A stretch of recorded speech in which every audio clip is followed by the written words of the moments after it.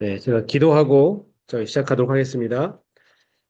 하나님 감사합니다. 이제 또 저희가 함께 하나님의 말씀 묵상에 대해서 공부하고 또 이것들을 실천해 보면서 하나님 말씀을 통해 주님 앞에 더 나아가고 하나님을 알아가고 하나님과 더 가까이 되기를 소망하며 하나님 이 시간들을 우리가 사용해 보려고 합니다. 주님께서 친히 주장하여 주셔서 우리의 마음도 열어주시고 우리의 영의 눈도 열어주셔서 이 시간들을 통해서 정말 말씀을 통해 우리가 하나님을 어떻게 더 묵상하고 또 우리 삶 가운데 이 말씀들을 잘 적용하며 또 그 과정들을 통해서 하나님의 살아계심을 경험할 수 있는지 깨닫게 해 주시고 이 시간들을 통해서 정말 저희가 하나님과 한 걸음 더 가까워질 수 있는 주의 백성들로 살아갈 수 있도록 도우시고 역사하여 주시옵소서. 모든 것 감사드리며 살아계신 예수님 이름으로 간절히 기도드렸습니다. 아멘. 네, 오늘부터는 광고 드렸던 것처럼 말씀에 머물다라고 하는 주제로 말씀 묵상 훈련을 좀 해보려고 합니다.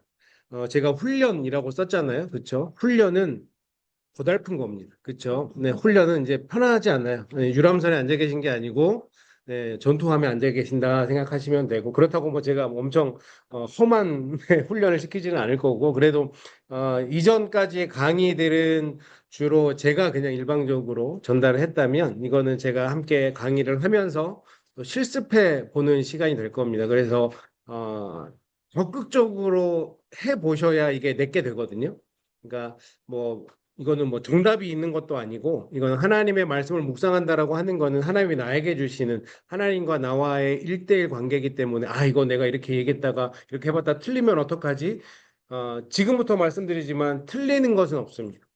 틀리는 것은 없으니까 부담 갖지 마시고 실습하실 때는 한번 잘 실천해 보시면 좋겠다라는 생각이 듭니다. 그래서 오늘부터 이제 저희가 6번, 제가 세어보니까 6번 정도 될 것 같더라고요. 그래서 우리 말씀 묵상은 어떻게 하는 것인가에 대해서 함께 말씀을 나누려고 하는데 오늘은 첫 번째 시간으로 묵상이란 무엇인가라고 하는 주제를 함께 좀 말씀을 나눠보고 또 한번 실습을 좀 해보는 시간을 가지려고 합니다. 어, 말씀 묵상은 사실은 우리가 참 잘하고 싶은 거죠. 말씀 묵상은 어, 1년에 어떻게든 뭐 일독을 해보려고 노력하신 분도 꽤 많으실 거라고 생각을 하고 그런데 그런 마음들로 내가 성경을 읽어야지 하는데 좀 하다 보면 마치 숙제하는 것처럼 숙제를 해치워야지라고 생각하는 것처럼 그냥 읽고 지나갈 때가 많은 것 같아요. 그러니 말씀은 좀 더 어렵게 느껴지고 이해가 안 되고 또 목회자가 뭐 설명을 해줘야 그나마 좀 이해할 수 있는 그렇게 받아들이신 경우가 종종 있는데 묵상이라고 하는 것은 제가 생각할 때는 성경을 많이 읽는 것보다 하나님 말씀 앞에 머무는 게 묵상이 아닐까라는 생각을 해봅니다. 사실 말씀을 묵상한다라고 하는 거는 신학교에서 배운 건 아니에요. 그런데 제가 그냥 신앙생활 하면서 목회하면서 제 나름대로의 방법 그리고 이제 뭐 당연히 이성철 목사님과 함께 또 목회하면서 배웠던 그런 방법들을 가지고 그냥 저만의 방법으로 성도님들하고 함께 나누는 겁니다. 그러니까 이게 어디 있는 뭐 이론이에요, 학문이에요가 아니에요. 이건 그냥 정말 실천적인 것이기 때문에 한번 저희가 한번 잘 프랙티스를 해봤으면 좋겠다라는 생각이 있습니다. 이 말씀 묵상 훈련 시작하면서 여기 도입 질문이 있는데 성경을 읽을 때 가장 어려운 부분은 무엇입니까? 성경을 읽을 때 나는 이게 참 어려웠어요라고 하는 부분들 어떤 게 어려우시던가요? 죄송합니다.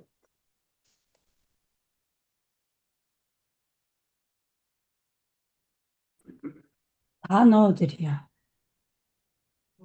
어떤? 단어들. 그 내용을 이렇게 네, 한 센텐스를 읽으면 네. 무슨 말인지를 그 단어들 음, 이해가 잘 안 돼 갖고 그렇죠. 단어가 좀 어렵죠. 음, 네. 단어들이 왜 그러냐면 아마도 한문으로 번역된 거를 이렇게 번역했기 때문에 어떤 경우에는 영어로 읽는 게 이해가 좀 더 쉬운 경우들이 있어요. 영어가 훨씬 더 영어를 좀 더 쉽게 풀어 놨더라고요. 그 사람들이 하는 말로. 근데 우리는 한문을 거쳐서 오다 보니까 조금 뭔가 이해가 안 되는 점들이 있을 때도 있는 것 같습니다. 혹시 또 뭐 나는 이런 것이 어렵더라. 성경 말씀을 읽을 때. 나는 어떤 게 가장 어려웠습니까? 이름, 이름. 그냥 넘어가야 되는지. 그렇죠. 족보 같은 거 나오면, 네, 뭐 저도 다 했던 고민인 것 같습니다. 네, 그냥 이거는 내가 이걸 어떤 목적으로 읽느냐에 따라서 그 이름을 내가 기억을 할지 아니면 지나갈지는 좀 달라지는 것 같아요. 근데 대부분의 경우는 아, 이런 이름이 있구나라고 생각하고 넘어가시면 되는 것 같아요. 저는 어, 미국 와서 공부하는데 힘들었던 게 그 이름 부분이었어요. 한국에서는 한문식으로 성경을 보다 보니까 어머 요즘 다니엘 묵상하고 있는데 느부갓네살 왕이라고 제가 30년을 듣다가 미국 신학교 왔는데 닙캐니저였는데 이 사람이 내가 아는 사람인가 누군가 네 그런 경우가 굉장히 많잖아요. 그래서 그런 단어들 이름들 이런 게 어려운 것 같아요. 그러면 두 번째로 읽어도 마음에 잘 남지 않는 이유는 또 뭘까? 우리가 성경을 안 읽는 건 아니잖아요. 뭐 의무감도 있고 책임감도 있고 때로는 아 내가 정말 한번 말씀에 가까이 가보고 싶다라는 의욕도 있는데 특히 이제 연초에 많이 생기죠. 그렇게 올해는 내가 다르게 살아보리라. 그런데 그 연초에 그 의욕이 꺾이게 하는 읽어도 마음에 잘 남지 않는 이유는 뭐가 있을까? 왜 마음에 잘 성경을 안 남을까요? 이해를 못 하니까. 그렇죠. 이해가 안 되니까 당연히 오랫동안 안 남았을 수 있겠죠. 왜 이해가 안 될까? 왜 이해가 안 될까? 생각을 안 하니까. 중에서 안 읽었어. 네? 마음으로 읽어야 되는데. 마음으로 혼만 읽어야 되는. 읽으니까. 숙제하듯이 막 그냥, 네. 네, 그렇게 하니까 하기는 해야겠고, 안 하면 뭔가 찔리고, 네, 맞아요. 아무튼 그런 일들 때문에 아무튼 성경을 읽는다는 게 굉장히 좀, 네, 우리한테는 쉽지 않다. 그래서 뭐 이거를 제가 바라기는 이렇게 6주간 같이 공부하고 나면 혼자도 말씀 묵상하는 어떤 좀 기본적인 훈련이 좀 됐으면 좋겠다. 라는 생각에서 한번 해보는 건데, 뭐 한번 해봐서 안 되면 또 다음에 또 하면 되는 거니까. 하지만 이건 우리가 매일매일 해야 되는 또 꾸준히 해야 되는 작업 중에 하나다라고 생각하고 한번 잘 배워보셨으면 좋겠습니다. 그러면 묵상이라고 하는 것은 무엇인가? 묵상이라고 하는 것은 그냥 성경을 읽고 생각하고 적용하고 기도하고 이 심플한 네 단계를 묵상이라고 저는 생각을 합니다. 그러니까 성경을 천천히 읽고요. 이 뜻은 뭔가 한번 천천히 되새겨보고 또 그 안에 들어있는 하나님은 어떤 모습으로 이 말씀 안에 나타나나 그런 것도 한번 생각해 보고 또 이것을 내 삶에 어떻게 적용할 수 있을까도 한번 고민해 보고 마지막으로 기도로 이렇게 내가 살아가게 해달라고 기도하는 것, 기도로 반응하는 것. 이것이 그냥 묵상이라고 하는 한 단어 안에 들어있는 우리의 행위라고 할 수 있을 것 같아요. 성경을 천천히 읽고 뜻을 되새기고 하나님을 바라보고 삶으로 순종하고 기도로 반응하고 이것이 우리가 묵상한다라고 하는 것인데, 제가 강조하고 싶은 건 뭐냐면, 많이 읽는 것보다 깊이 읽는 것, 묵상은. 그러니까, 뭐, 자독도 너무 좋거든요. 그런데 좀 깊이 들어가 보려고 하는 노력이 묵상이다라고 기본적으로 생각하셨으면 좋겠어요. 어, 네, 저는 이해가 잘 안 돼요, 정말. 네네네. 그쵸. 이게 컴가지구나. 네네네. 네. 그러니까 뭐 지금 우리가 묵상하기에도 우리 뒤에 공부하겠지만 최소 3번 이상 정도는 네, 읽어보셔야 됩니다. 근데 첫 번째, 두 번째, 세 번째를 조금씩 다른 각도에서 한번 읽어보는 거죠. 다른 것들을 먼저 전제를 내 마음속에 두고 성경을 읽는 훈련을 한번 해보는 겁니다. 그래서 이것들 네, 말씀을 천천히 읽고 뜻을 되새기고 하나님, 그 말씀 안에 있는 하나님이 어떤 모습으로 보여지는지를 한번 찾아보고 또 내 삶에 그러면 이 말씀 어떻게 적용될 수 있을까? 그 다음에 기도로 이 묵상한 내용을 가지고 기도로 마무리해 보는 것. 이것을 묵상이다라고 우리가 할 수 있는데 그러니까 성경의 묵상 또 성경에 연구하는 다양한 방법들이 있거든요. 혹시 들어보셨는지 모르겠는데 연역적 성경 연구, 귀납적 성경 연구, 묵상식은 이거는 네네네. 네, 설명해 드릴 거예요. 네. 묵상은 성경 연구의 방법으로까지는 안 가는 것 같아요. 그냥 이거는 그냥 캐주얼하게 저희가 하는 거다. 왜냐하면 위는 성경 연구법이거든요.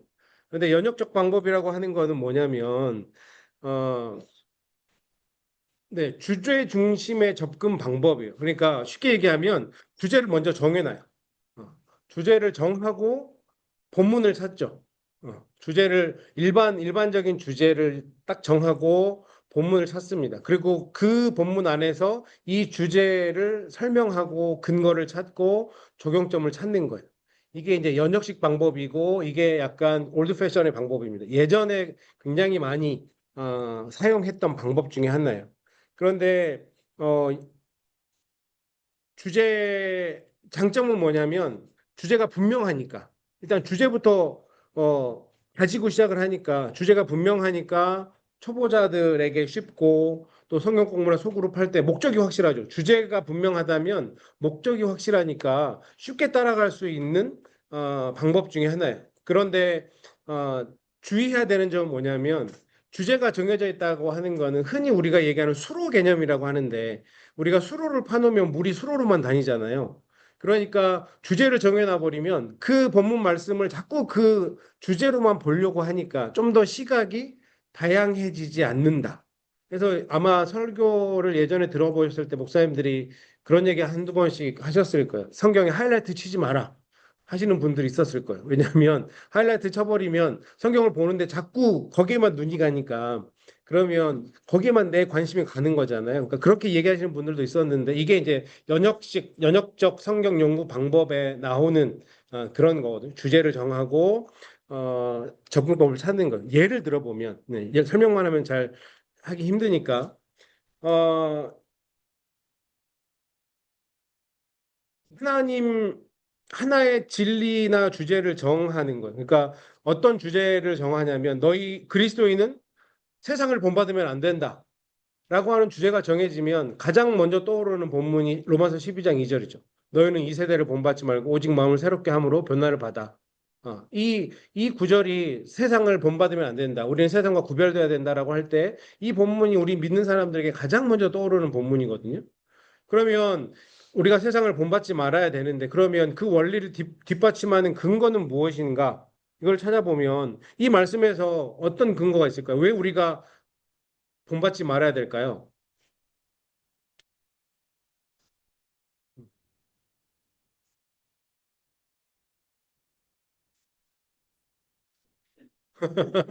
네. 좀 처음이니까 당연히 어려울 수 있어요. 자, 오직 마음을 새롭게 함으로. 그러니까 우리는 믿는 사람들은 너희에 대해서 이 세대를 본받지 말고 마음을 새롭게 해야 되는데 마음을 새롭게 해야 되는 존재들이라고 하는 거죠. 우리가. 어. 마음을 새롭게 하기 위해서는 당연히 이 세대를 본받으면 안 되는 거죠. 저희는 다른 진리가 있다라고 하는 거예요. 그러니까 이 바울이 말하는 이 변화라고 하는 것, 세상을 본받지 않고 변화되어야 한다고 했을 때 단순한 외적인 변화가 아니라 마음의 변화다라고 생각할 수 있는 거죠. 그러면 여기서 이제 적용해 볼 수 있는 점은 뭐냐면, 그러니까 우리가 아무런 마음의 새로움을 갖지 않으면 우리가 자연스럽게 흘러가는 게 어떤 겁니까? 세상을 따라가는 거잖아요. 세상 것을 쫓아가는 거고, 남들이 하는 거 나도 한번 꼭 해보고 싶어 하는 거고, 그게 믿는 사람이건 믿지 않는 사람이건, 제가 달라스 교회에 있을 때 이제 젊은 분들이 꽤나 많이 계시니까, 그러니까 그 나이대에 비교의 문화가 어쩔 수 없이 생겨요. 뭐 설교를 뭐 이래저래 하더라도 어 30대 중후반이 되는데 이제 달라스는 집값이 그렇게 비싸진 않으니까 여기처럼 살인적이진 않으니까 뭐 두 부부가 맞벌이를 하면 아이를 키우면서 그래도 뭐 괜찮은 집 하나 정도는 몰기지를 하면서 살 수 있는 정도거든요. 달라스는. 그러니까 30대 중후반이 되면 조금씩 격차가 나는 거죠. 격차라는 말이 어떨지 모르겠는데 어떤 부부는 집을 사기 시작한 부부도 있고 어떤 부부는 여전히 아파트를 살아가는 사람들도 있고. 그런데 이제 그게 조금씩 그 안에 막 대놓고 표현은 안 하지만 갈등의 요소들이 좀 되는 거죠. 부부싸움의 요인도 되고. 야, 저 집은 벌써 집도 샀는데 우리는 왜 이러냐? 뭐 이런 것들이 있는 거예요. 그러니까 우리가 우리의 마음을 계속해서 새롭게 하지 않으면 어, 세상을 쫓아갈 수밖에 없는 그런 존재가 돼버린다고 하는 거죠. 그래서 그리스도인 세상을 본받지 않고 변화되어져야 된다. 일반적인 원리를 통해서 적용할 수 있는 점은 이것까지만 마치고요. 네, 있는 점은 그러면 내가 정말 마음을 새롭게 하는 노력이 있는가? 어. 라고 내가 적용해 볼 수 있는 거예요. 그거는 이제 뭐 저의 적용점인 거예요. 그러니까 모든 사람들이 적용점은 다르게 나올 수 있겠죠. 그러니까 이런 방법, 주제를 정해놓고 말씀을 보고 말씀에서 그 근거나 원인을 찾는 거. 어. 한국으로 얘기하면 두괄식 같은 글이 써 있을 때 주제를 먼저 두가 주제를 먼저 딱 얘기해 놓고 글을 풀어가는 형식이 있고 그다음에 미괄식이라고 해서 글을 막 써가다가 마지막에 주제를 보여주는 법이 있잖아요. 그러니까 그런 종류의 성경 연구법이라고 생각하시면 될 것 같아요. 집사님. 네, 이 세대를 본받지 말고 하는 네, 세대에 대한 그 음, 없잖아요. 우리 얘기하는 거. 네, 네, 국민들의 나이 든 사람들이 음, 젊은 세대를 무시하고 젊은 세대의 그 저거 하는 네, 네, 네, 노인네 시기 그 그대로 가는 그런 게 있어서 노인네들을 젊은 사람들이 싫어해요. 어, 젊은 세대 그 음, 변화에 그 젊은 세대도 그거를 따라갈 음. 때 같아. 네, 이거는, 네, 성경의 말씀은 또 이제 그 젊은 사람들을 무시하지 마라의 방법은 아니고, 네, 이거는 지금 현재 풍조, 세대라고 말하는 이 풍조, 지금 이 시대의 풍조를 따르지 말아라라고 얘기하는, 네, 그런 뜻으로 보는 게 맞을 것 같고, 네, 이건 사회적으로, 우리 김林집사님 얘기하신 거는 사회적으로 사실 서로 리스펙하면서 세대 간에 그런 사회가 굉장히 건강하고 발전적일 수 있다라고 볼 수 있겠죠. 네, 그래서 이게 이제 연역적인 방법이다. 이 정도까지만 알아두시면 좋겠고, 반대로 귀납적인 방법이 있어요. 어, 제가 잘못 써놓은 것 같은데, 네, 저기, 연역적이 인덕티브일까요? 그 귀납적이 인덕티브일까요? 제가, 네, 확인을 해볼게요. 음, 인덕티브는 네, 그러면 귀납적이 인덕티브입니다. 네, 잘못 써왔네요. 네, 인덕티브예요.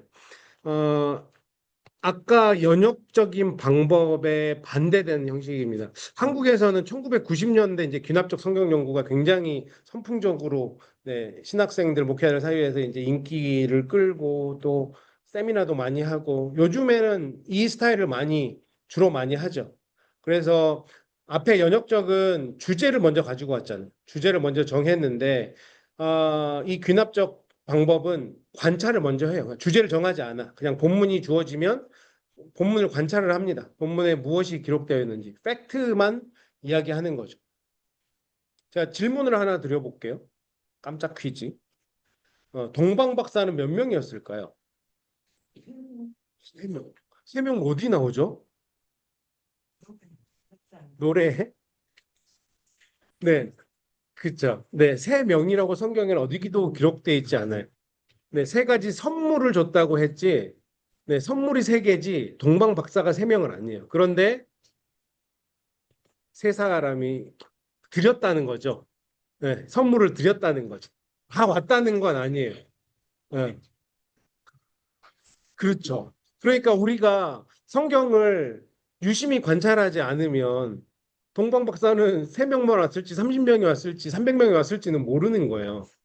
그러니까 우리가 그렇게 관찰하지 않으면 그러니까 이 관찰의 단계는 성경의 팩트만 보는 거예요. 팩트만 보는 거를 관찰의 단계라고 해요.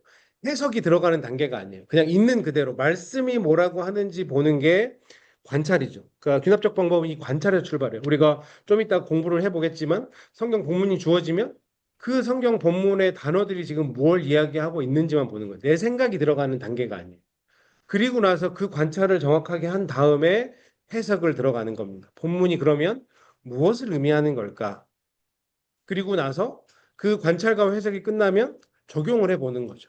그러면 나는 어떻게 살아야 할까? 이 말씀을 통해서. 자, 예를 한번 간단하게만 보면 우리가 잘 아는 귀납적 방법의 장점은 뭐냐면 그러니까 본문을 충실하게 볼 수 있죠. 자기 생각을 덜어내고 그냥 말씀의 흐름을 따라가게 해요. 귀납적 방법은. 그런데 이제 주의점, 좀 어려운 점은 뭐냐면 처음에 익숙해지는데 시간이 좀 걸려요. 이 방법을 우리가 따라가는데 그리고 처음 질문하는 법이 좀 어려울 수 있어. 이거는 내가 질문해보는 방법이거든요. 그러니까 여기 밑에 그림 보면 사례 1, 2, 3을 통해서 결론을 가져오는 거예요. 아까 얘기했던 미괄식 글의 구조와 같이 패러그래프 1, 2, 3 해서 이 모든 것이 이런 결과를 가져온다라고 얘기하는 것처럼 귀납적 방법은 그렇게 쓰여지는 겁니다.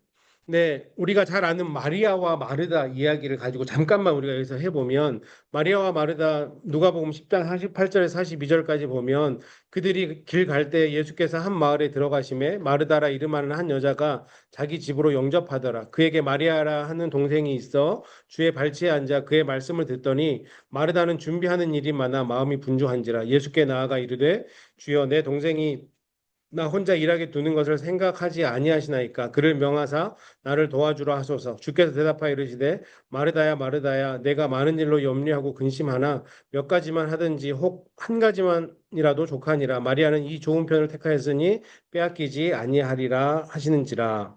그래서 이 본문 말씀을 보면 관찰을 해보면 어떤 것들이 관찰되세요? 일도 안 하고. 마리아는 일도 안 하고.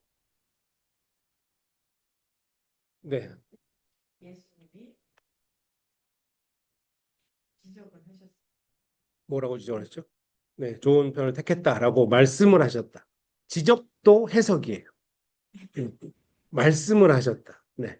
그러니까 여기 있는 그대로만 보는 거예요. 마르다는 예수님을 모시고 왔죠. 집으로. 그리고 39절에 보니까 마리아라는 동생이 있어요. 이거는 말씀 있는 그대로인 거잖아요. 그런데 그 동생이 주님의 발치에 앉아서 말씀을 들었다. 이건 팩트잖아요. 그렇죠? 그런데 마르다는 손님을 모시고 왔으니 뭐 준비하는 일이 많았어요. 마음도 분주했어. 그리고 예수님한테 내 동생도 나 혼자 일하게 두는 걸 생각지 아니하시나이까 그를 명하사 나를 동생한테 나한테 도와달라고 얘기 좀 해주세요라고 얘기는 했어요. 근데 주님께서 마르다야 마르다야 내가 많은 일로 염려하고 근심하나 몇 가지 하든지 혹은 한 가지만이라 족하니라. 마리아는 이 좋은 편을 택했다. 빼앗기지 아니하리라라고 말씀하셨다. 여기까지가 관찰인 거죠. 그러면 이제 해석의 단계로 넘어가 보면 어떤 해석을 할 수 있을까요? 아까 서건사님이 얘기했던 것처럼 예수님이 지적했다라고 해석할 수 있죠. 근데 이것은 뭐 맞다 틀리다 이제 해석의 단계로 넘어가면 맞다 틀리다의 문제는 아니에요. 그렇죠? 이거는 내 생각이니까. 하지만 그 해석이 너무 엉뚱한 데로 가면 이제 그건 안 되겠지만 뭐 지적했다고 볼 수도 있는 거죠. 네. 또 다른 어떤 해석 어떻게 보여지세요? 이 글자 그 텍스트 사이에 문맥에 있는 그것들이 어떤 것을 내포하고 있나? 네, 그 자기가 쓰고 음, 나 누가 알아주기를 원하고 음. 왜 그게 나왔다고 생각하세요? 뭐 준비를 마음 네, 네, 네, 네, 마르다는 갑자기 나쁜 사람, 지가 막 나오고 지금 나쁜 사람 됐어. 네, 네, 네, 네, 네, 네, 음, 뒤에도 음, 예수님이 마리아를 칭찬 이렇게 말씀을 들으려고 집중하는 거에 대해서 칭찬하는 걸로 이렇게 들었거든요. 근데 네. 오늘 글자만 그냥 보니까 하나님께서 아니 예수님께서는 마리아를 칭찬하려는 뜻보다도 네가 부엉이 좋아서 하면 조용히 하고 제 네. 지가 또 말씀 듣기는 거는 말씀 듣는 거다 하는 걸로 말씀하셨다는 걸로 네, 네, 그렇죠. 네. 그런데 지금 이제 집사님의 어투에는 마르다가 뭔가를 잘못하고 있는 것처럼 네, 느껴지는 거잖아요. 근데 네, 제 관점에서는 그냥 둘 중에 하나를 택하는 게 좋다. 뭐 여러 개 해도 괜찮지만 네가 좋은 거 하나를 택하는 게 낫지 않겠어? 라고 저는 오히려 권면처럼 느껴지거든요. 그러니까 이게 사람마다 좀 달리 보이는 거죠. 그런데 이제 이렇게 묵상을 한다라고 하면 이거를 이렇게 한 번 보는 게 아니고 계속 보는 거예요. 그러다 보면 처음에는 김영림 쌤처럼 아 마리아한테 예수님이 뭐라고 하시네. 아 그래 마리아 잘못했겠지. 그런데 두 번째나 세 번째 읽다 보면 또 다른 쪽의 모습이 보일 수 있는 거거든요. 그러니까 이제 그런 걸 이제 해보자고 하는 거예요. 그래서 그런 방법 해석의 방법들이 나올 수 있죠. 또 마리아 편에서 마리아의 모습도 해석을 할 수가 있는 거잖아요. 저거 언니는 일하고 있는데 저거는 그냥 쪼로로 어, 저는 이제 마르다 편을 좀 들어줘야 되니까 마르다 한 번 혼났으니까 저거 눈치도 없이 그냥 예수님 옆에 앉아가지고 언니가 하면 장유유서 지도 옆에서 뭘 도와줄까 해야 되는데 이거 개념이 없네라고 생각할 수도 있고 저는 편이 없습니다. 편이 없습니다. 네, 네. 저는 둘 다 좋아요. 네, 둘 다 좋아요. 네, 둘 다 좋습니다. 이게 네, 어느 쪽으로 가야지가 아니고 아마 그때그때 내 상황에 맞는 어떤 감동이 있을 거예요. 그래서 늘 우리 설교자들에게 늘 뭐 진리처럼 얘기하는 게 텍스트와 컨텍스트거든요. 그러니까 쓰여진 말씀을 컨텍스트 안에서 해석을 해. 우리의 상황 속에서 해석을 해야 되는 거예요. 그러니까 어떤 사람에게는 마리아가 굉장히 공감이 될 수 있고 어떤 사람에게는 마르다가 굉장히 공감이 될 수 있어요. 그러니까 그거는 그 컨텍스트에 따라서 달리 보여지는 거죠. 분명히 이 본문 안에서 예수님은 어떤 게 옳다, 어떤 게 틀렸다라고 전혀 얘기하지 않거든요. 그런데 이제 우리가 그동안 많이 들어왔기로 말씀을 사랑해야 된다. 이 일이 먼저가 아니라 말씀이 먼저다. 그 말씀도 틀린 말씀은 아니지만 너무 편협하게 몰고 갔었던 설교였다라고 생각할 수도 있는 거죠. 저도 그 일을 예, 보고 싶었어요. 예, 마- 음, 이 좋은 편이 음, 잘못자가 아니서 좋은 편이 맞는 편이라는 뜻이 아니고 음, 지가 좋은 걸 택했다. 지금 목사님 말씀 네, 그렇게도 읽으면 음, 이게 이해가 그렇죠. 돼요. 네, 마리아는 자기가 좋은 걸 택했으니까 음, 자기가 좋은 걸 뺏기지 않고 너는 좋은 거 네가 음, 하고 너는 좋은 거 네가 해라. 그렇게 얘기한 게 이 좋은 편이란 말이 맞는 편이라는 뜻이 아니고 그렇죠. 자기가 네, 네, 좋아하는 네.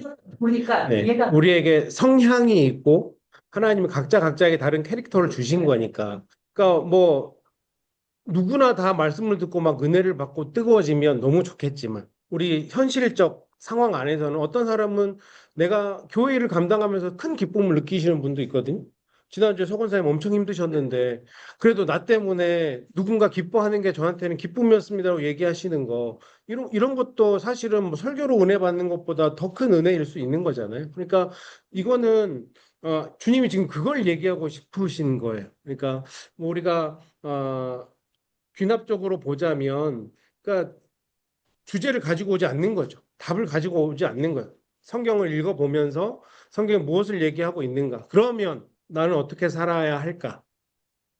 마리아와 마르다의 모습을 통해서 나는 어떤 모습을 추구해야 할까? 여기로 가는 것. 그래서 그거를 한번 끄집어내 보고 기도까지 해보는 게 귀납적 방법이라고 할 수 있는 거예요. 그래서 본문을 관찰하고. 근데 이 관찰이 되게 힘들어요. 왜냐하면 뭐 벌써 몇십 년을 들어오신 말씀이잖아요. 이거 딱 보면 그거가 먼저 딱 들어오잖아요. 근데 그거를 다 씻어내 브레인워시까지는 아니지만 아무튼 그런 이전의 개념들을 다 빼고 텍스트만 먼저 보는 거예요. 텍스트만. 성경은 뭐라고 얘기하고 있는지. 동방박사 세 명이요 이러면 네, 안 되는 거예요. 그거는 성경 어디에도 없는 이야기인데 그런 것처럼 일단은 성경 텍스트만 보고 그 다음에 해석의 단계로 가고 적용의 단계로 와보는 것. 이것이 귀납적인 방법이다라고 이해하셨으면 좋겠습니다. 그러면 우리가 해보고자 하는 묵상식 방법은 무엇이냐? 네, 이거는 어떤 이론도 아니고 교재에도 있는 게 아닙니다. 그냥 제가 생각하기에는 우리 마음에 새기면서 그 말씀에 머무는 시간, 이것이 저는 묵상식 방법이라고 생각하거든요. 짧은 본문을 반복해서 읽고 마음에 남는 말씀을 붙들고 하나님 앞에 머무는 것. 짧은 본문을 계속해서 되새기는 거죠. 그 되새기다 보면 말씀에 뭔가 하나 남거든요. 단어가 남을 수도 있고 센텐스가 남을 수도 있어요. 그리고 그걸 가지고 좀 머물러 보는 거예요.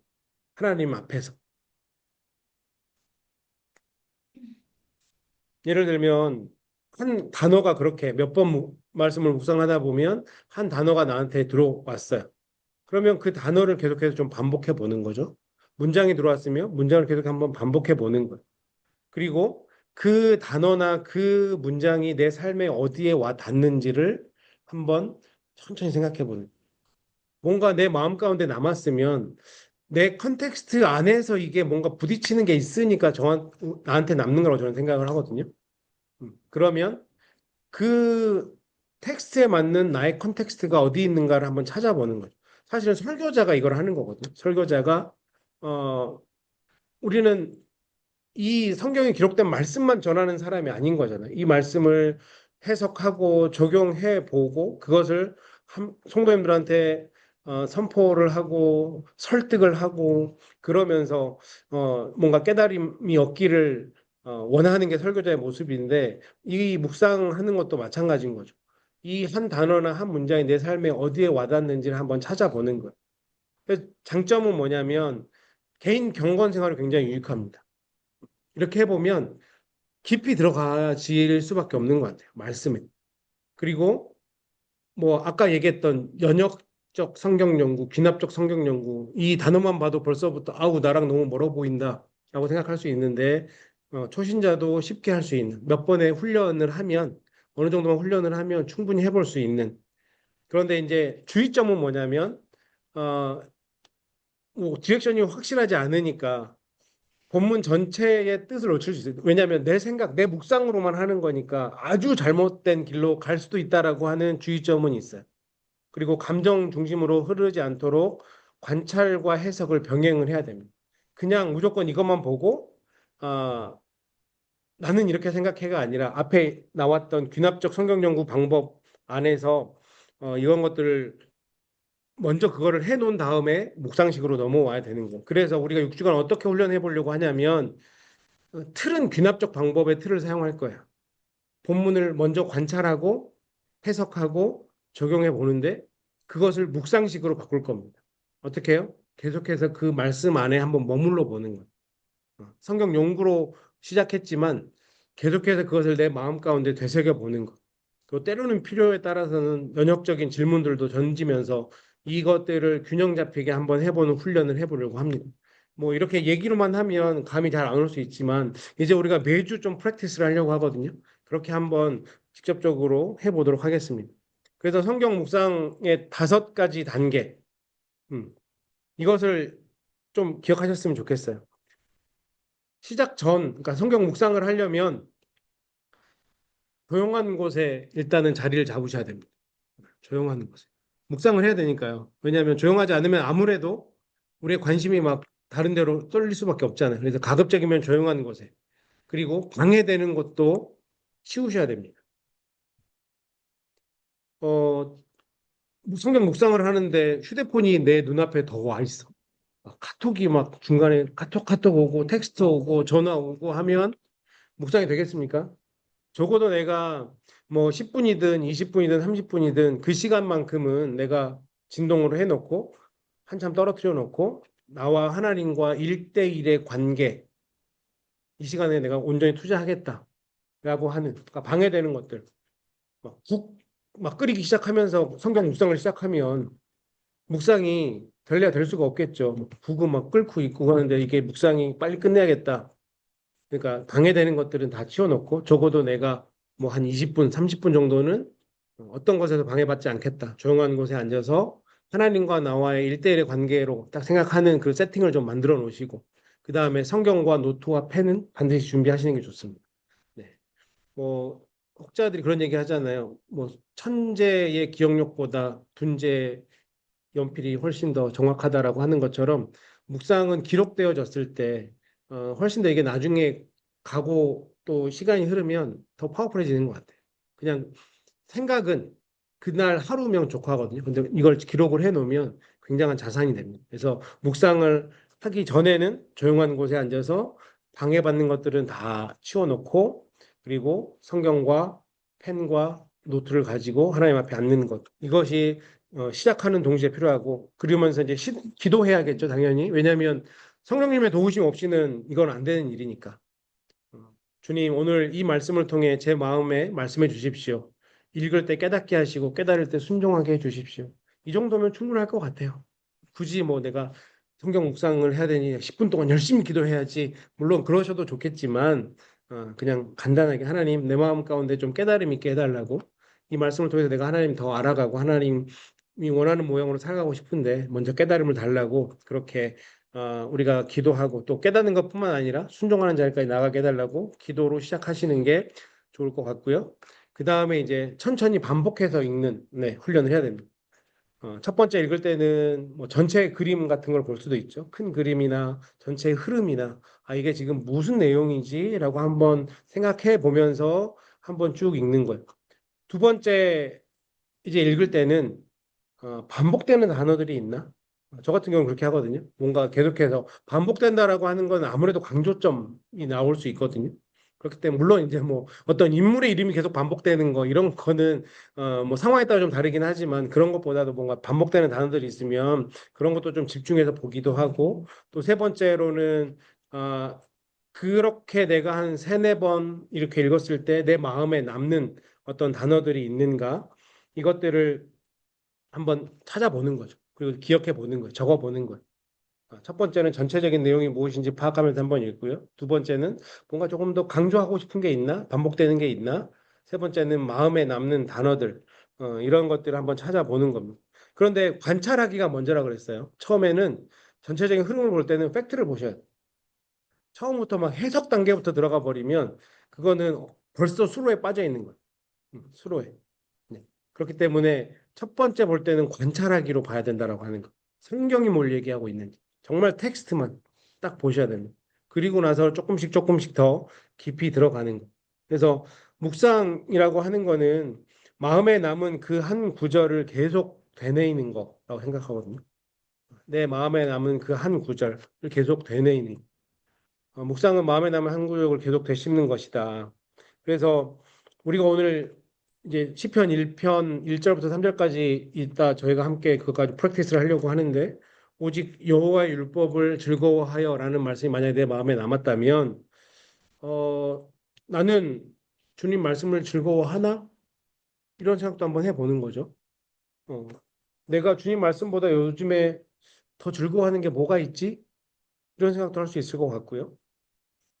내가 즐거워한다라고 하는 거는 의무는 아니잖아요. 그렇죠? 나는 말씀을 너무 의무로 대하고 있지는 않은가? 이런 생각도 해볼 수 있을 것 같아요. 왜 하나님은 말씀을 읽는다보다 즐거워한다라고 표현하셨을까? 이것도 생각해 볼 수 있을 것 같아요. 이런 질문들을 그냥 조용히 앉아서 한번 해보는 거죠. 한 가지 부탁드리고 싶은 거는 정답을 빨리 찾으려고 하지 마세요. 정답이 없는 거예요. 예. 한 구절을 오래 붙드는, 그러니까 계속 그렇게 두세 번, 세네 번 말씀을 읽고 묵상하면서 뭔가 내 마음 가운데 와닿는 그 하나를 계속해서 되씹어 보는 거죠. 곱씹어 보는 거예요. 정답을 찾는 자리가 아닙니다. 말씀 묵상은. 음. 저 어렸을 때 칡뿌리 막 계속 씹어 먹고 그랬거든요. 네. 제가 시골 출신이라 시골 서울에 사시는 분은 모르겠지만 동네 형들이랑 가서 그거 칡 칡뿌리 캐는 게 진짜 힘들어요. 네, 그러니까요. 저 저는 진짜 산에 올라가서 뿌리를 캐면 질기고 단단하고 이게 삽으로 이렇게 막 찍어도 잘 저기 되지도 않아요. 그렇게 뿌리를 캐서 씹으면 거의 풍선껌처럼 씹을 수 있어요. 엄청 오래 씹을 수 있어요. 칡은. 그래서 어렸을 때 칡뿌리 하나 캐면 하루가 즐거운 거거든요. 네. 제가 훨씬 연배가 적은데 제가 뭐 구한말 살았던 사람처럼 그걸 바라보시는데 그러니까 그렇게 오랫동안 칡뿌리를 씹듯이 오랫동안 한번 곱씹어 보면 네. 어, 굉장히 다른 성경 내가 그 기존에 알아왔지 않았던 성경의 모습도 보일 수 있다라고 하는 거죠. 제가 굉장히 좋아하는 목사님인데요. 작가이고 유진 피터슨이라고 하시는 분이 있습니다. 이제 하나님 품에 계시는데 이 책을 먹으라라고 하는 책이 있어요. 이 책에 유진 피터슨이 어떻게 묵상에 대해서 설명을 하냐면 히브리어로 묵상하다라고 하는 단어가 하가 하가라고 하는 단어거든요. 하가라고 하는 단어예요. 어, 지금 시편 1편에도 주님의 말씀을 묵상한다고 다윗이 고백하잖아요. 그때 나왔던 단어가 하가예요. 그런데 하가는 단순히 조용히 생각하는 것이 아니라 사자가 먹잇감을 으르렁거리며 씹고 삼키는 모습과 연결된다. 그러니까 사자가 먹이를 잡았어요. 이제 이걸 먹으려고 이것저것 그것을 서로 핥고 이렇게 굴려가면서 그 먹이를 먹는 것과 같은 것. 이것을 묵상하다라고 유진 피러스 목사님이 그렇게 설명을 하셨거든요. 씹고 맛보고 삼키고 소화하는 것이 말씀을 묵상하는 것이다. 그런데 제가 설교를 준비하거나 이러면서 이 목사님의 말씀이 굉장히 저한테는 임팩트가 있더라고요. 진짜 그렇게 말씀을 묵상하면 내가 알지 못했던 또 다른 모습들, 또 다른 맛, 이런 것들이 말씀 안에서 나오게 되는 것을 본 적이 있거든요. 그래서 말씀을 묵상한다라고 하는 거는 그렇게 좀 깊이 들어가는 작업이다라고 생각하시면 좋겠고요. 그러면서 관찰한 다음에 하나님은 어떤 분이신지 이제 이게 해석의 단계죠. 하나님은 어떤 분이신지 이 말씀 안에서 하나님이 어떤 분이신지를 한번 질문해 보셔야 돼요. 그러니까 묵상은 내 생각만 들여다보는 게 아니라 본문 속에서 먼저 하나님을 보셔야 돼요. 하나님을 먼저 찾으셔야 돼요. 묵상할 때는. 그래서 본문을 텍스트 있는 그대로를 보고 그거를 두 번, 세 번, 세 번, 네 번 연속해서 계속해서 깊이 묵상하고 그 묵상이 어느 정도 끝나면 하나님은 어떤 분이신지 한번 질문해 보고 그리고 나서 내 삶으로 가져오는 거죠. 그래서 묵상 노트를 제가 처음에 시작할 때 성경과 펜과 노트를 준비하라 그랬잖아요. 이 네 가지나 다섯 가지를 한번 매일매일 묵상 노트로 적어 보시면 좋을 것 같아요. 첫 번째, 그렇게 묵상을 마치고 나서 마음에 남는 말씀이 뭔가. 그 다음에 이 본문에서 하나님은 어떤 분으로 설명하고 있는가. 내 삶에 주는 말씀은 뭔가. 그러면 나는 오늘 어떤 것을 순종해야겠는가. 그리고 그 순종해야겠다고 다짐한 것을 기도문으로 짧게 써보는 거죠. 이 훈련을 계속하면 말씀 묵상이 점점 더 깊어질 거라고 생각을 하거든요. 음. 자, 이제는 우리가 실습을 한번 해봤으면 좋겠습니다. 시편 1편부터 3편, 3절, 1편 1절부터 3절까지의 말씀입니다. 잘하는 말씀이죠. 자, 지금부터 제가 이거는 죄송하지만 수업 시간이니까 5분의 시간을 드릴게요. 우리 줌에 계신 분도 지금 같이 해보셔야 됩니다. 시편 1편 1절부터 3절까지를 한번 두 번, 세 번, 네 번 천천히 한번 묵상해 보세요. 첫 번째는 관찰이라고 그랬습니다. 팩트. 무엇을 얘기하는가? 두 번째는 해석과 하나님 찾는 것. 그리고 내 삶에 적용해 보는 것. 일단은 묵상을 한번 50분까지 한번 해보셨으면 좋겠습니다.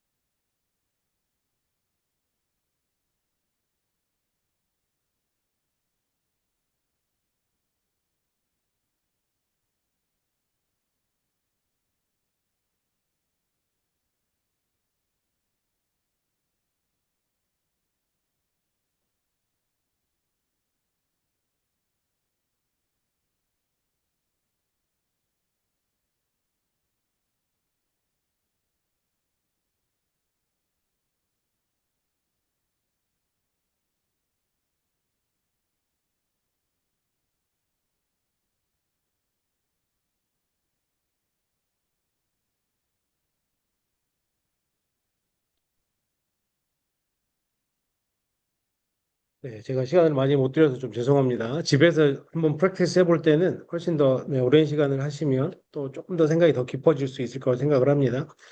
먼저 관찰, 어떤 것들이 관찰되셨는지 한번 얘기해 보실까요? 뭐 줌에서도 얘기하셔도 괜찮습니다. 어떤 게 관찰되시던가요? 복, 복 있는 사람. 그것은 하나님 안에 있는 사람. 그것은 묵상, 안에 있는 사람. 그러니까 여기는 관찰이잖아요. 근데 복 있는 사람까지는 관찰인데 그것은 하나님 안에 있는 사람은 해석이에요. 왜냐면 텍스트 안에 하나님 안에 있겠다고 얘기하는 게 없으니까. 아, 관찰. 지금은 관찰만. 또 복 있는 사람을 관찰하셨어. 네. 묵상한다. 네. 묵상? 묵상한다. 묵상한다. 그렇죠. 아까 얘기했던 그 묵상한다라고 하는 단어. 네, 그렇죠. 복 있는 사람은 묵상한다. 네, 이것도 팩트라고 할 수 있습니다. 김린 집사님? 이 성경을 통독을 해보고 보는데 네. 성경 보니까 이거만 읽었지. 아주 익숙한 본문이시겠네요. 음, 외우 읽었지만 여기에 대해서 목숨이라든가 음, 생각했던 단어를 두고와 본 적도 없거든요. 네, 근데 지금 읽으면서 제일 먼저 딱 들어오는 게 우리 사람들이 악인의 꾀를 따르지는 웬만한 사람은 않을 수 있어요. 죄인들의 길에도 서지 않을 수 있는데 우리 인간들은 다 오만한 자들의 자리에 앉는 건 참 쉽게 앉으면서 죄라고 생각 안 하는 요거가 오만한 자들의 자리에 앉지 아니하고 요게 저한테 마음에 와서 네, 딱 닿았는데 그 다음에는 뭐 하나님이 주시는 그 다음에 복을 주시는 거는 이제 따라오는 네, 거니까 네. 그래서 저는 오만한 자들의 자리에 앉지 아니하고가 마음에 네. 네, 그러니까 지금 집사님은 1단계에서 네, 거의 3, 4단계까지 지금 가신 거예요. 네. 지금 관찰 잘 하신 거예요. 오만한 자리에 앉지 않아야겠다. 그러니까 앉지 아니해야 된다. 복 있는 사람은 거기까지가 이제 관찰인 거죠. 그러면서 이제 벌써 이제 뭐 당연히 제가 시간을 드렸으니까 해석도 하고 적용도 하시는 거예요. 그러니까 그런 식으로 이제 가는 거죠. 또 혹시 네. 네, 네. 네, 복 있는 사람은 이렇게 하면 안 되고 이렇다라고 네, 그렇게 보여줬다. 네, 그게 관찰. 네, 맞습니다. 혹시 이 관찰 질문에서 여기서 좀 반복되는 단어가 어떤 게 있는지 한번 찾아보셨습니까? 있던가요? 반복되는 단어가?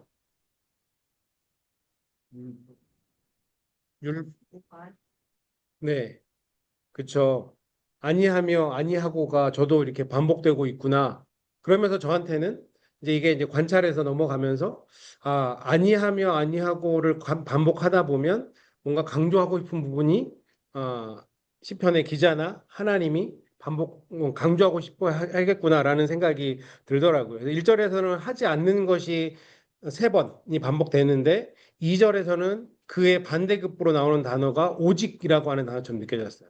그러니까 그걸 하지 않아야 되고 그러면 이거는 해야 돼라고 우리에게 지금 이제 보여주는 거죠. 그래서 성경이 지금 여기서 관찰로 보여주는 거는 복 있는 사람은 단순히 나쁜 것을 피하는 사람만 그러니까 이 아니하는 것뿐만 아니라 복 있는 사람은 해야 되는 것도 있는 거죠. 하나님의 말씀을 즐거워하고 묵상하는 사람이 복 있는 사람이다. 여기까지가 관찰인 거예요.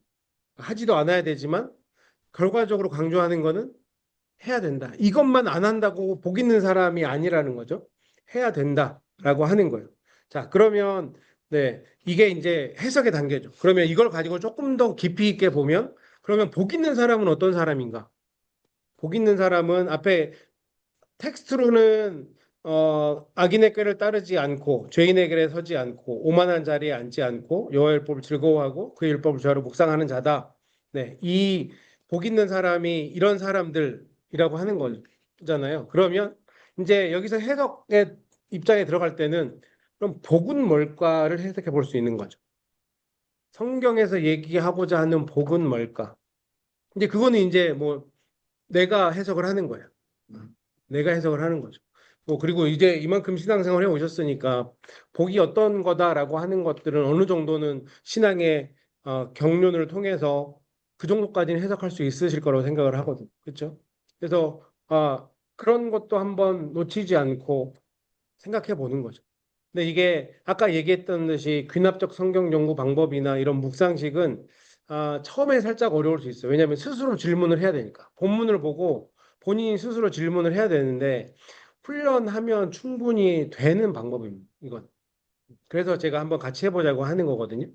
그래서 이 해석의 단계, 그러면 또 다른 해석의 단계, 아까 해석의 단계에서 질문해야 되는 게 뭐라 그랬죠? 먼저 내 생각을 묵상하는 게 아니고 하나님을 찾아야 된다고 말씀했잖아요. 그러면 이 본문에서 하나님은 어떤 분으로 보여지세요? 하나님은 우리가 하나님의 시점 우리에게 율법을 주신 분. 율법을 주신 분. 네, 지금 서 권사님이 말씀하고 계시니까 서 권사님 얘기도 한번 들어볼게요. 너무 작아서 지금 아마 여기는 안 들릴 수 있습니다.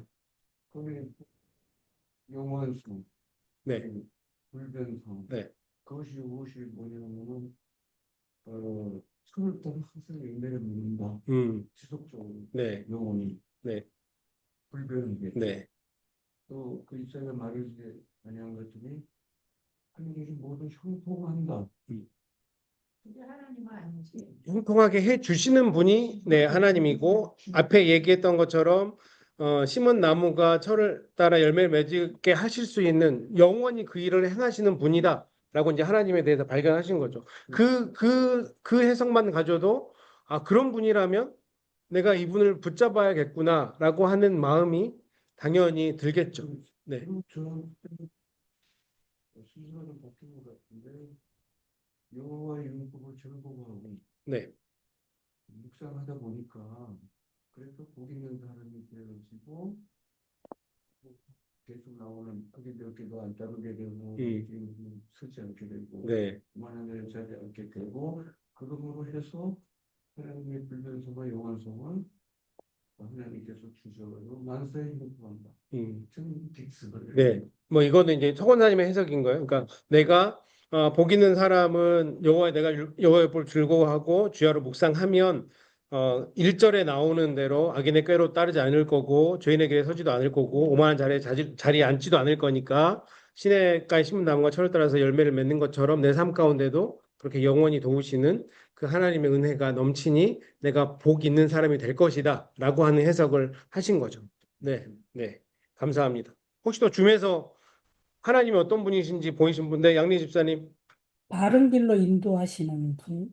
바른 길로 인도하시면 어떤 면에서 그렇게 해석을 하셨나요? 그 1절에서 악인들의 꾀를 따르지 아니하며 등등등 네, 그런 거 네, 있고 네, 또 저 시냇가의 네, 나무처럼 아니 뭐 그래야 되나? 네, 열매를 맺고, 세상에 흔들리지 않게 음, 해주시는 뭐 그런 거? 네, 그렇죠. 그러니까 하나님 바른 길로 인도하시는데 앞에 1절에서처럼 꾀를 따르지 않게도 하실 거고 죄인들에게 서지도 않을 거고 오만한 자리에 앉지 않을 거고 또 시냇가에 심은 나무처럼 열매도 맺고 잎사귀도 푸르르게 하시는 분이시기에 나를 바른 길로 인도하시는 분이다. 네, 이렇게 해석을 하시는 거, 네, 아주 잘하셨습니다. 모든 분들이 해석을 잘 하셨어요. 그러면 이제 그 다음 단계로 넘어가 보면 그래서 나는 어떻게 하겠다고? 나는 뭘 해야 될까? 예, 여기까지가 묵상의 단계거든요. 어, 주야로 말씀을 묵상해야겠다. 귀하로 말씀을 묵상해야겠다. 네, 100점짜리 답변이 나왔습니다. 네, 그렇죠. 네, 묵상하니까 이런 일들이 벌어지는 거잖아요. 그렇죠? 우리가 그 묵상해보는 걸 배워보려고 같이 한번 해보면 좀 더 쉽게 되지 않을까 해서 이제 6주간 동안 이걸 해보려고 하는데 묵상이 그러면 어떻게 해야 되는지를 알아야 묵상을 할 수 있으니까 지금 이제 첫 번째 시간부터 이렇게 하고 있는 거거든요. 그러니까 사실 오늘 1절부터 3절 가지고 이렇게 해보는 거는 처음에는 어색할 수도 있고 뭐 익숙하지 않을 수도 있는데 어려운 일은 아니거든요. 그렇죠? 처음에 관찰을 하고요. 성경에 뭐라고 있는지. 근데 제 경험상 관찰이 제일 안 돼요.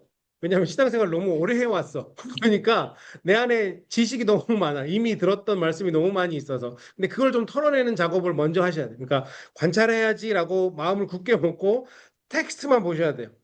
팩트만 이 텍스트가 뭘 얘기하고 있는지를 먼저 끄집어내셔야 돼. 그래야 좀 다양하게 묵상이 되거든요. 내가 옛날에 막 은혜롭게 들었던 그 말씀이 이 텍스트를 보자마자 떠오르면 죄송합니다. 실패. 네, 그날은 물론 그것도 너무 귀한 일인데 그렇게 오랫동안 말씀을 기억하고 있는 건 너무 감사한 일이죠. 그런데 적어도 내가 하나님과 1대1로 말씀을 묵상하려면 그 전에 있던 것들은 모두 다 내려놓고 그냥 딱 원점에서 시작한다고 생각하시고 처음 보는 것처럼 이 말씀을 보시는 거예요. 관찰하셔야 돼요. 그리고 그 관찰의 시간을 너무 짧게, 왜냐하면 우리는 빨리 해석하고 싶어 하고 빨리 적용하고 싶어 하거든요. 네. 왜냐하면 정답처럼 느껴지니까. 근데 관찰을 잘 하셔야 돼요. 관찰을 잘하는 게 뭐다? 동방박사는 세 명입니다. 이걸 얘기하지 않는 것이 관찰이다. 예. 우리는 어느 정도 좀 이제 그래도 아는 사람이 되는 거지. 그렇죠. 그러니까 성경을 있는 그대로를 먼저 보시는 게 가장 먼저다. 이거를 두 번, 세 번, 세 번, 네 번 좀 시간을 여유를 가지고 정말 있는 그대로만 보려고 노력하시는 것들을 해보셔야 돼요. 그 다음에 그렇게 하다 보면 자연스럽게 생각되어지는 해석들이 이제 내 마음 가운데 떠오르게 될 거예요. 그거는 이제 그게 내 삶과 와서 부딪히는 거거든요. 아까 얘기했던 텍스트와 컨텍스트가 그렇게 되다 보면 부딪힐 수밖에 없어요. 그리고 나서 이제 컨텍스트로 가는 거죠. 부딪히는 지점에서 이제는 컨텍스트로 가는 거야.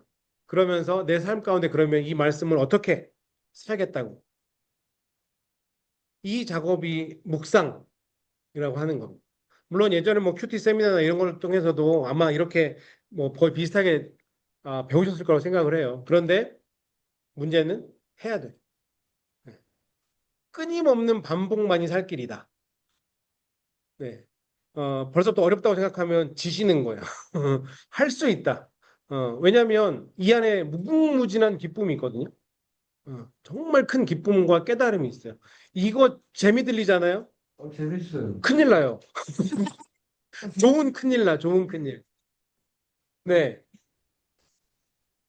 네, 네.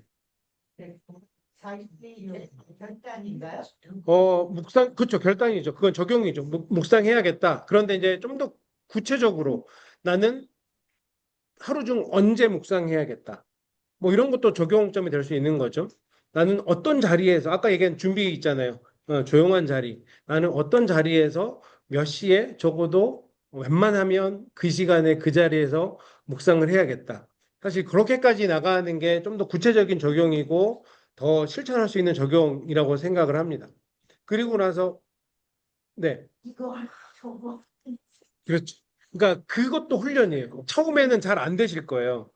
그런데 이 묵상을 이렇게 하다가 여기서 한두 개씩 기쁨이 나한테 느껴지잖아요. 그러면 그때부터는 다른 거 하다가도 말씀 앞으로 들어가야지 라고 생각이 될 거예요. 우리 김림 선생님 골프 좋아하시니까 그 그러니까 그 수많은 사실은 저도 골프를 쳐보면 잘못 치는 샷이 잘 치는 샷보다 훨씬 많거든요. 근데 내가 골프장을 나올 때는 내가 잘 쳤던 것만 기억하고 집에 가. 그리고 다음에도 꼭 그걸 많이 칠 수 있을 것 같아. 근데 말씀 묵상도 저는 비슷하다고 생각해요. 그러니까 그렇게 하나님께 주셨던 그 은혜가 그 기쁨을 맛보기 시작하면 이 자리가 그리워지는 거죠. 빨리 왔으면 좋겠고. 그리고 나서 제가 한 가지 더 부탁드렸던 거 있잖아요. 적용도 쓰시고 기도문까지 짧게 쓰셔보라. 이 네 가지. 자, 말씀 묵상은 어떻게 한다고요? 관찰. 네. 그 시작 전부터 준비 잘 하셔야 돼요. 국 끓여놓고 시작하면 안 되고, 네, 네, 휴대폰 내 눈앞에 놓고 시작하면 안 되고, 그렇죠? 하나님과 나와 1대1. 그 심지어 뭐 주변에 배우자가 있으신 분은 내가 지금부터 말씀 묵상할 거야라고 선전포고도 좀 하시고 나를 당분간은 괴롭히지 말아줘. 20분, 30분 나한테 시간을 좀 줘라고 얘기해 주시는 것도 도움이 돼요. 사실 배우자가 뭐 그러려고 한 건 아닌데 뭐 여보 이렇게 갑자기 부르면 또 거기서부터 나 성경 말씀 묵상하는데 왜 나를 부르냐고 이렇게 얘기하면 이건 쌍방과실이야. 그분의 잘못은 아닌 거야. 그러니까 내가 말씀 묵상을 하니 잠깐만 내가 끝났다고 얘기할 때까지는 좀 시간을 나한테 좀 주세요라고 익스큐즈를 먼저 하고 그렇게 조용한 스페이스와 시간을 만든 다음에 하나님 말씀 앞으로 들어가서 말씀을 관찰하고 그렇죠? 관찰도 그냥 한 번 보는 게 아니고 넓은 게 아니라 깊은 거라고 말씀드렸어요. 그렇죠? 묵상은 깊은 거다. 그러면 두 번, 세 번, 시간의 여유가 있으면 네 번, 다섯 번 계속해서 한번 곱씹어 보세요. 칡뿌리 생각하시고 안 드셔보셨지만, 그렇게 계속 한번 곱씹어 보세요. 그리고 나서 자연스럽게 해석으로 넘어가는 겁니다. 충분한 관찰을 하신 이후에 해석으로 넘어가고, 아, 이게 이런 뜻인가 보다. 아, 근데 이거를 적어 놔야 나중에 뭐 궁금한 것들이나 이런 것들이 이제 그때부터는 저를 이용하시면 돼요. 뭐 카톡도 24/7 애니타임 열려 있으니까 궁금한 건 뭐 이때쯤 내가 연락해서 목사한테 되나? 뭐 그런 생각하지 마시고 저한테 일단 카톡을 남겨놓으세요. 그러면 제가 뭐 가능할 때 충분히 답변해 드릴 수 있으니까 뭐 나는 새벽 3시에 잠 깨서 그때 묵상할 겁니다, 목사님. 그때 카톡 남길게요. 오케이. 괜찮아요. 새벽 3시도 괜찮습니다. 남겨놓으시면 제가 반응할 수 있을 때 반응해서 아, 이 해석은 뭐 맞다 틀리다의 문제는 아니에요. 하지만 너무 나가는 해석이면 그런 부분은 제가 아, 이런 부분은 이렇게 보시는 게 좋을 것 같아요. 라고 제가 어드바이스 해드릴 수도 있을 것 같고요. 그래서 해석하고 그 해석하는 과정 속에서 첫 번째는 이 본문에서 하나님이 어떤 하나님이 보여지는가를 먼저 찾으셔야 돼요. 그냥 자꾸 내 길만 가는 게 아니라 하나님을 먼저 찾는 게 해석이다. 하나님을 찾으시고 그 다음에 내 생각으로 해석을 해보고 적용으로 넘어가는 겁니다. 컨텍스트로 넘어와서 그러면 내 삶과 어떤 부분이 맞닿아 있는지를 한번 발견해 보시는 거. 그리고 그 맞닿은 부분에서 내가 어떤 적용점을 가질 수 있을 것인가. 그리고 그 적용점을 가지고 기도문까지 작성하는 것. 이것이 말씀 묵상의 아주 기본적인 내용이라고 할 수 있습니다. 그래서 오늘은 이것을 반드시 기억하셨으면 좋겠고 이번 일주일간은 그걸 가지고 고민해 보셨으면 좋겠는데요. 숙제가 있습니다. 제가 지금까지 숙제를 안 내드렸는데 이번 말씀 묵상하는 동안 숙제를 적극적으로 내드리려고 합니다.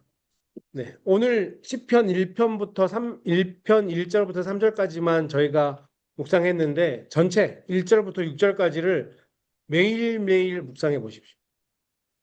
그리고 매일 세 가지를 묵상 노트에 한번 적어 보세요. 마음에 남는 단어 하나. 오늘은 하나님이 어떤 분으로 보이시는가? 내가 오늘 붙들 말씀, 적용점 무엇인가? 그리고 매일매일 그 말씀 가지고 기도해 보십시오. 시편 1편 짧은 구절이지만 이걸 가지고 제가 6일 동안 해보라고 말씀을 드리는 거는 아마 다른 각도의 말씀들이 보여지기 시작할 거예요. 묵상을 해보다 보면. 그래서 다음 주에 와서는 이것을 먼저 나누고 수업을 시작하도록 하겠습니다. 시편 1편 1장부터 1절부터 6절까지를 매일매일 묵상해 보십시오. 그리고 관찰하고 해석하고 적용하고 그리고 기도하고. 제가 마지막으로 당부의 말씀, 묵상은 길게 해야만 좋은 건 아니에요. 깊이 하는 게 길게 하는 걸 의미하는 건 아니에요. 그러니까 이거는 훈련이 되어지면 짧은 시간 내에 묵상을 할 수도 있어요. 처음에 이걸 들어가기가 좀 어려워서 그렇지 익숙하지 않아서 그래서 묵상한다고 막 한두 시간 앉아 있고 뭐 그것도 좋을 수 있겠어요. 그렇지만 그러면 또 어떤 우려가 있냐? 교만해질 수 있어요. 뭐 농담이지만 아무튼 뭐 그렇게 뭐 묵상하면 좋죠. 뭐 5시간, 6시간 묵상하면 좋은데 일단은 우리가 시작이니까 길게 하는 게 꼭 좋은 건 아니다. 또 한 번에 막 너무 많이 하려고 하시지 않으셔도 돼요. 딱 주어진 것만 일단 한번 해보시면 됩니다. 절대 정답을 찾으려고 하는 게 아니에요. 음, 정답이 있는 게 아닙니다. 묵상은 하나님과 나와의 관계고 하나님이 나에게 말씀해 주는 것이기 때문에 답은 다 다를 거예요. 각자 주신 답은. 그리고 처음에는 느낌이 없다고 결코 실패한 건 아니다. 나는 안 되나 봐. 나는 어쩔 수 없나 봐. 나는 이거 못하겠어라고 절대 좌절하시면 안 된다. 훈련이 필요하다라고 하는 것. 이것을 반드시 기억하셨으면 좋겠습니다. 그래서 이번 한 주간 동안 그거를 시편 말씀을 한번 1편 말씀을 한번 잘 묵상해 보셨으면 좋겠어요. 그래서 뭐 이제 적용점일 수 있겠지만 나는 어디에 자주 앉고 어디에 자주 서는가 뭐 이런 것도 우리가 한번 적용해 볼 수 있을 것 같고요. 그렇죠? 적용해 보면서 나는 요즘에 뭘 더 즐거워하고 있는가 뭐 이런 것들도 적용해 볼 수 있을 것 같습니다. 그래서 그렇게 적용점들을 가지고 한번 기도해 보시면 좋을 것 같습니다. 그래서 이렇게 한번 말씀 묵상을 이제 저희가 시작했으니까 거의 한 2달 정도가 될 거예요. 제가 6월 달에는 출타가 한 2번 정도 있고 하니까 그때는 개별적으로 또 훈련을 한번 해보시고 2달 동안 좀 묵상을 같이 이렇게 해보면 2달 정도 지나고 나면 조금은 더 자연스러워지지 않을까. 결국에는 신앙생활은 기본기라고 저는 생각을 하거든요. 말씀, 기도 이 두 가지만 우리가 잘하면 신앙생활은 네, 어렵지 않은 것 같아요.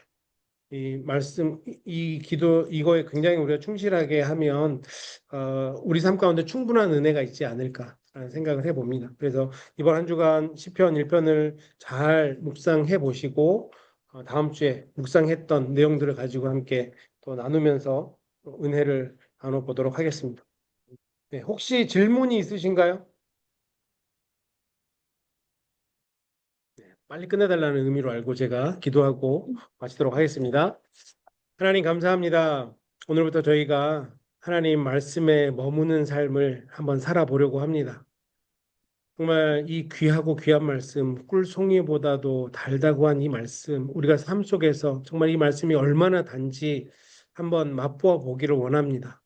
하나님 이 결단을 하고 주님 말씀 앞에 나아가는 주님의 귀한 백성들에게 하나님의 놀라운 은혜를 허락하여 주시고 말씀 묵상이 우리 삶 가운데 얼마나 큰 기쁨이 되는지 경험할 수 있도록 우리를 붙잡아 주시고 은혜 베풀어 주시옵소서. 다음 주에 우리가 또 시편 1편 말씀을 가지고 나눌 때 우리 삶 속에서 함께 나누었던 또 적용했던 살펴보았던 그 말씀들이 더 큰 은혜로 다가올 수 있도록 하나님께서 은혜 베푸실 줄 믿사오며 모든 것 감사드리며 살아계신 예수님 이름으로 간절히 기도드렸습니다. 아멘. 수고하셨습니다.